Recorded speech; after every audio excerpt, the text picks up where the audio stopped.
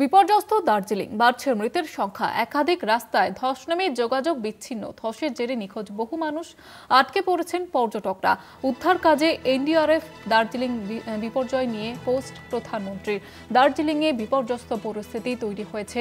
নিম্নচাপের জেরে প্রবল বৃষ্টি, কোথাও ধস নেমেছে, যোগাযোগ ব্যবস্থা বিচ্ছিন্ন হয়ে গিয়েছে এবং এখনো পর্যন্ত মৃতের সংখ্যা কিন্তু বাড়তে পারে এমনটাই আশঙ্কা করা হচ্ছে। ধসের জেরে নিখোঁজ হয়ে গিয়েছেন বহু, আটকে পড়েছেন পর্যটকরা। তাদের ইতিমধ্যেই উদ্ধার কাজ চলছে সেখানে।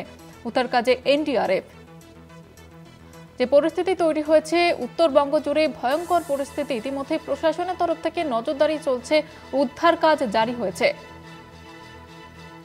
মৃতের সংখ্যা বাড়ছে। একাধিক রাস্তায় ধস নেমে যোগাযোগ বিচ্ছিন্ন। আমাদের সঙ্গে টেলিফোন লাইনে রয়েছে প্রতিনিধি অরিত্র ঘোষ। অরিত্র, কি আপডেট রয়েছে প্রশাসনের তরফ থেকে? এখনো পর্যন্ত কি ব্যবস্থা নেওয়া হয়েছে?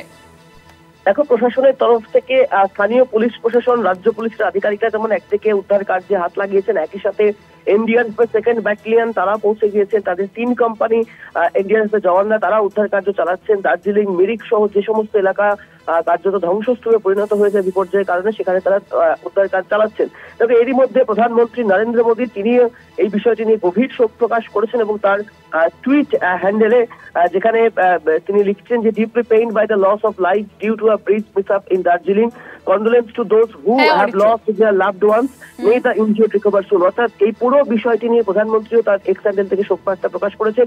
মুখ্যমন্ত্রী মমতা বন্দ্যোপাধ্যায় পরিস্থিতির উপর নজর রাখছেন। সব মিলিয়ে বিপর্যয়ের কবলে উত্তরবঙ্গ বা দার্জিলিং। ধন্যবাদ জানাবো অরিত্র।